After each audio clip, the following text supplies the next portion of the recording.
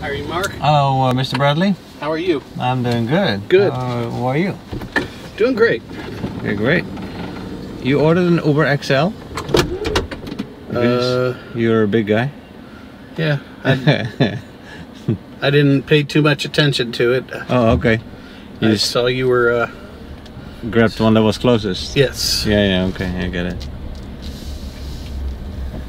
Yeah, that's possible too. Mr. Bradley, do I have your permission to record the ride for my YouTube channel? Sure. Okay, great. I'll give you my card. Then you can later see the video. All right, cool. Or not, sort of depends. But actually, where are we going? Mercado. Oh yeah, okay. Mercado. So you're going out for dinner? Yeah, my wife and her sister already went there.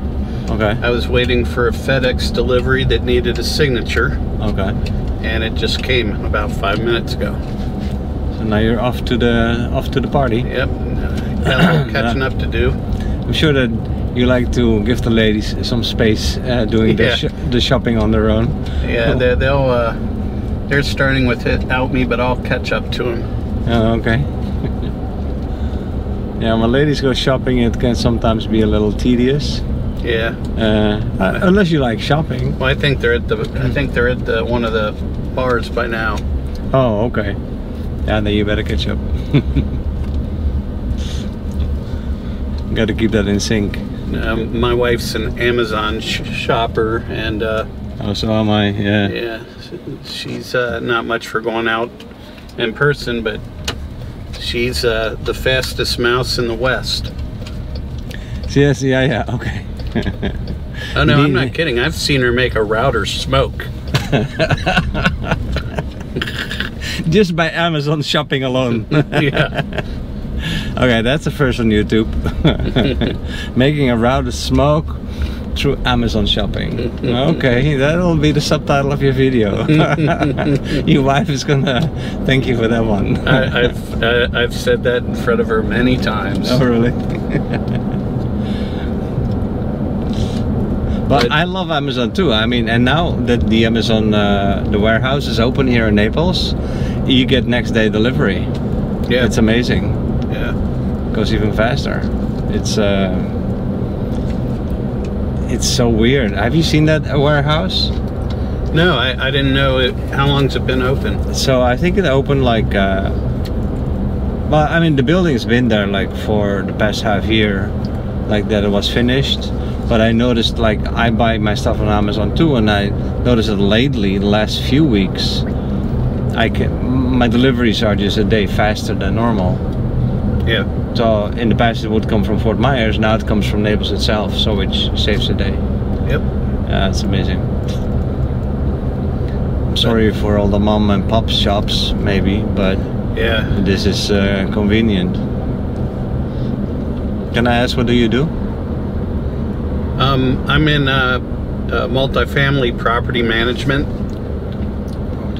Multifamily property management. So we own and manage apartments.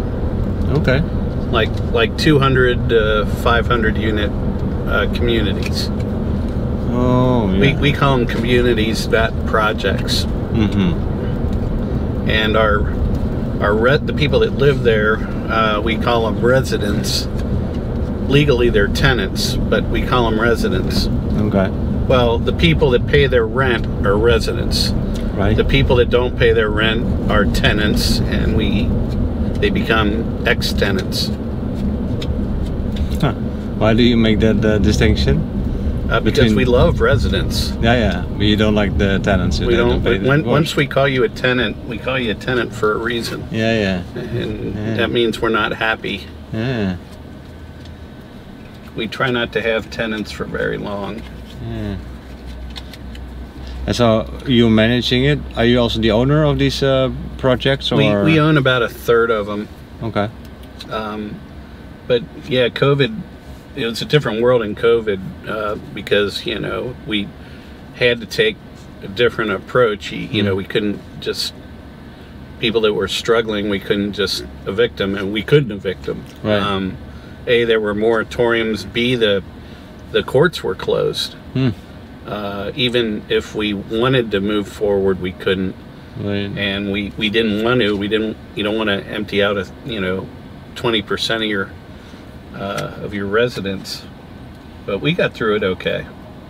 But I bet that you had a lot more people becoming a tenant in that period because COVID devastated a lot of people's jobs. We worked with people. Mm-hmm.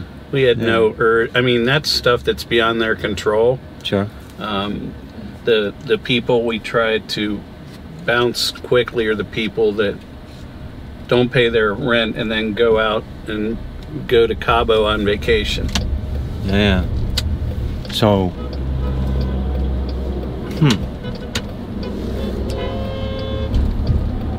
some people are angry over there. So, so my rent went up like crazy in the past year. It almost doubled. Wow. In the past year, and my first reaction was, well, that's not legal. You cannot do that to me. Right? Well, I'm Dutch, so in the Netherlands, in my country, that's not legal. You cannot do that. But here, yeah, in Florida, that's fine. Okay, found that out. Then I said, okay, I'm leaving. I'm not paying that amount for my two-bedroom apartment, and couldn't find anything cheaper. You know, it's just completely. It's not just only illegal, but it's also basically my landlord is just in his good right to ask that price now. And that's pretty drastic. Up where most of our places are, they've been going up about 15% over the last couple of years, but nothing like double. But that's not in Naples. Yeah. Yeah, I'm from Cincinnati in the Midwest. It's a little different. Okay, so in Cincinnati it's going up 15%. Mm-hmm. But in Naples it went up 100%. Yeah. Yeah. There's just so many people coming here. Yeah. And actually, there's a housing shortage, both single family and multifamily. Yeah. And it actually really gets traced back to the 08 and 09 financial crisis. What happened, a lot of the builders and developers got wiped out. Okay. No, banks, they couldn't get money to build places. A lot of the developers got wiped out. So what happened, you had about 5 years where hardly anybody was developing any properties. There was no new housing being built. So during that time, our population and hence the supply or the demand of housing was going up. The housing demand growth never stopped, but the housing supply growth stopped. Right. So that leaves us where we are now, and it's going to be several years for the supply to catch up with the demand that's grown so big. It takes time, to build homes. Right. It takes a lot of time. Usually, by the time you start construction, most of your headaches and time are done with. Yeah. People think the construction is the big part. It's all the part leading up to it. Yeah. Getting financing, zoning, land acquisition, contracts signed, estimates put together. Wow. Yeah, all the planning and all the planning. That stuff takes a lot of time and effort. So that does explain it. But then what happens now is you get highways like that. It's because all these people, they leave Naples because they can't afford it anymore. Yep. I'm borderline, but we're still there, hanging in there. And they're all living in Lehigh, they're living in Cape Coral, and, where it's still affordable. And they just, but that's a problem for Naples too. Because then you get, all your cheap labor, so to speak. Right. But you need those people. Yeah. You need, Yeah, no, if I have to pick somebody up from the airport that comes in at like 5 o'clock, it's tough. Good luck. Yeah. 3:30 going north here. Yeah. Well, you can see how it is right now. It's terrible. And that's 3 lanes. Well, then they'll make it 4 lanes maybe, but... Well, I think that they have plans on the board to redo this whole interchange here. Oh. And like have all these ramps that you won't have traffic lights where people are just sitting. Yeah. I mean, but it's going to be a major job. I mean, it'll probably take them several years for the construction part. I bet. Probably 4 years or so, I would think. So they're going to upgrade these into like not roundabouts, what do you call them, like these on and off ramps that they go faster? I don't know what the design, but it's called a reverse diamond, and I don't know exactly what it'll look like, but most of the cars will be traveling on a ramp like in a loop rather than stopping at a stoplight and having, you know, pretty much everybody will continuously move. Right. Usually that flows better, like a roundabout flows better than a stoplight. Than a stoplight, yeah. Or a stop sign. Yeah. Huh. Interesting. Well, it's definitely interesting to hear it from a professional, because I've been having these thoughts and I've been talking with people in the car as well, like, geez, Naples is getting so expensive and this and that, and what's happening and why is it happening? But now finally I got an explanation from a professional, so thank you for sharing that. And wish I had better news, but it's but the thing is higher prices in turn entice people to build. Oh, interesting. I mean, that's kind of how the system works. Is you know, if an apartment is X amount, they do the math. It's like, well, it costs me so much to build, it wouldn't be worth it. But once it's doubled, then it's like, hey, I can make money doing this. So then more people will develop more product. Yeah. And then that in turn will tend to bring the price back down to an equilibrium. Right. That's the way it's supposed to work. And generally it does. Although usually it goes up fast, but then it comes down a little bit, slowly. Yeah. You know, somewhat, but not a whole lot. Yeah, you see that with gas prices.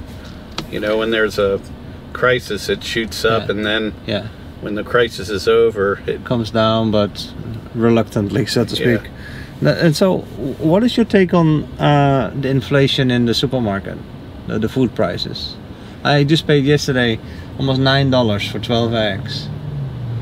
I've never in my life, eggs are a particular problem. Oh, okay. So you have overall inflation. Our dollars are worth less, but eggs in particular, there was a big rash of disease, of poultry disease. Oh, okay. So a lot of the eggs were being just trashed. Oh. They were being tossed out because they weren't any good.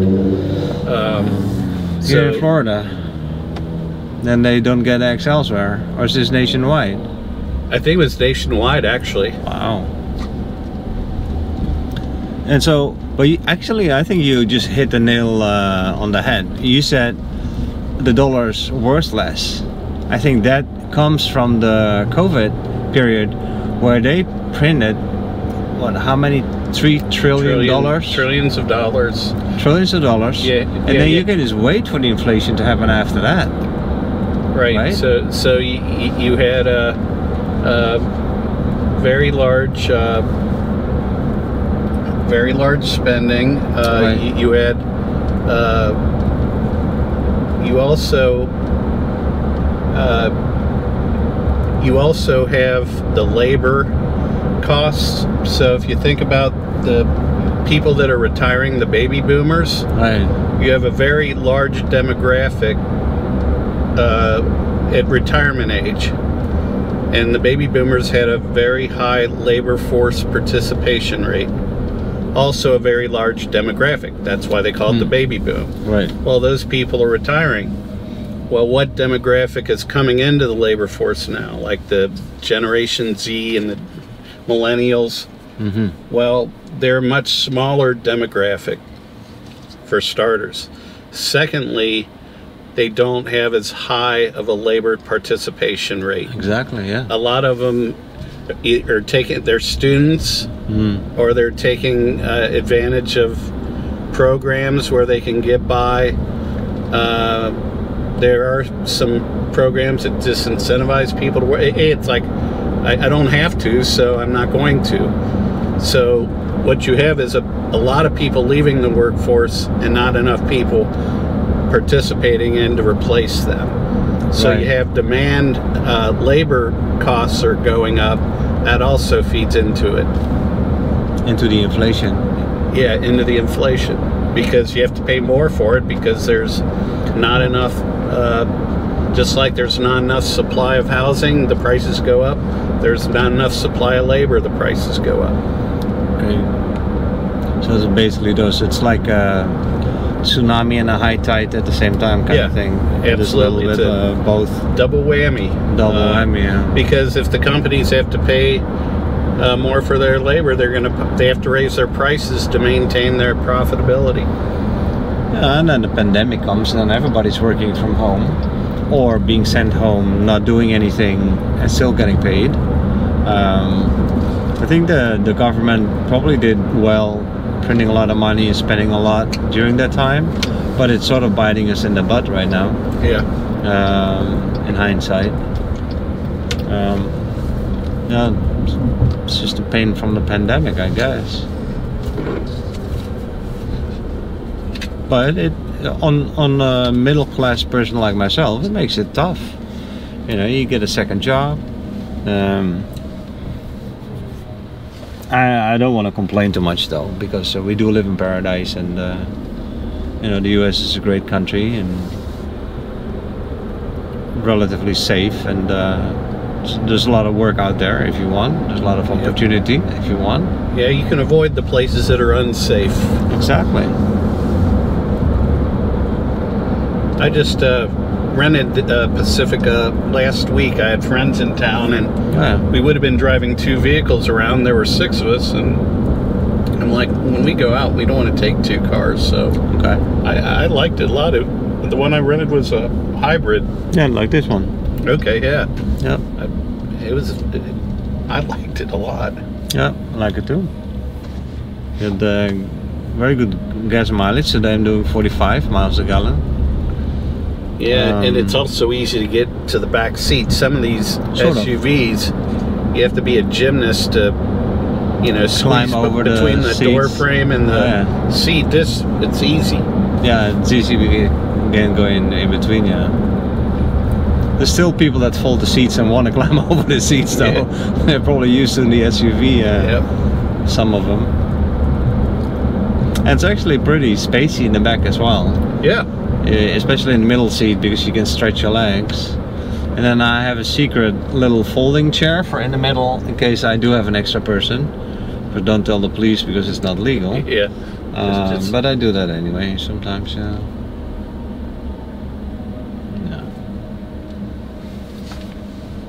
No, I like it, and also long distance, it's very comfortable. Cooling seats and things like that, great music. And the only thing that now I have an issue with the screen, so the screen no longer works. I mean, it works, but like I press comfort, nothing happens. I cannot arrange my temperature. It's weird. I'm gonna go get a maintenance for that. Yes, there might be a firmware update or software update. No, they looked at it and it's broken inside. So I'll probably get a new one.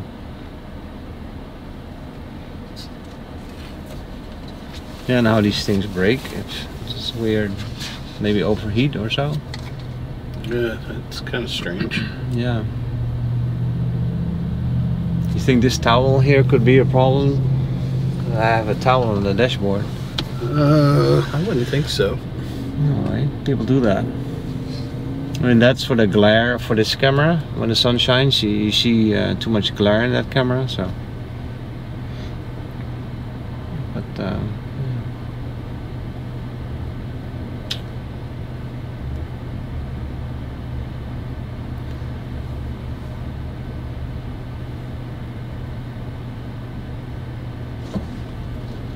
So you've, but you're from Connecticut, you said. Cincinnati. Oh, Cincinnati. So are you a snowbird, or are you going? Yes. Yeah, we're down here about 7 months of the year. Back home, 4 or 5 months. More here than there. But it seems like every year we're down here longer and longer. Oh, really? And up north, less and less. But aren't the summers more beautiful up there? Yeah, they're nice. It's hot and humid up there. As well? It's a little different. It gets hotter until about 5 or 6 o'clock. And here it kind of really gets hotter faster, but then it peaks earlier down here. Okay. In the summer, I have a hard time being outside. Yeah, it's humid up there in the summertime. So what do you do in Connecticut? Or Cincinnati? Yeah, I'm semi-retired. When I'm down here, I kind of do things virtually. Okay. When I'm up there, I'll go into the office a decent amount. Oh yeah, okay. Actually, I meant to say, like, what is there to do in Cincinnati? Like here in Florida, people go fishing. They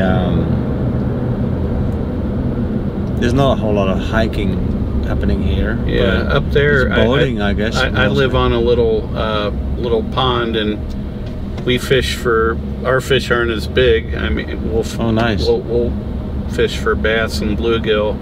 But we play golf and also tennis and pickleball like they do down here. Oh. Well, what is special about Cincinnati?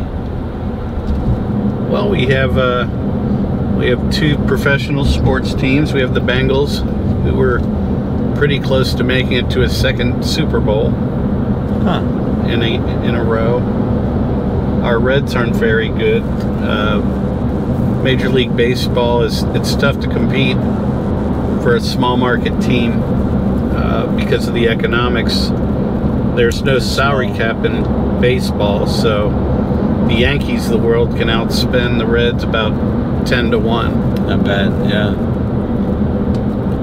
We have a river coming through it, so you can boat on the river. Huh.